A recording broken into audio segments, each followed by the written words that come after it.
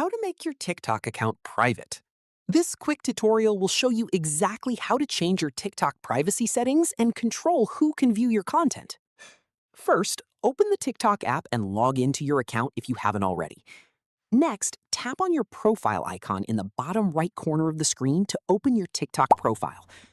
Once you're on your profile page, tap the menu icon in the top right corner and select Settings and Privacy. Now, scroll down till you see the Private Account option. Tap on it. Simply tap the toggle switch next to it to turn it on. After enabling this setting, only approved followers will be able to view your videos, follower list, following list, and other content on your profile. New users who want to follow you will need your approval before they can see your posts. And that's it.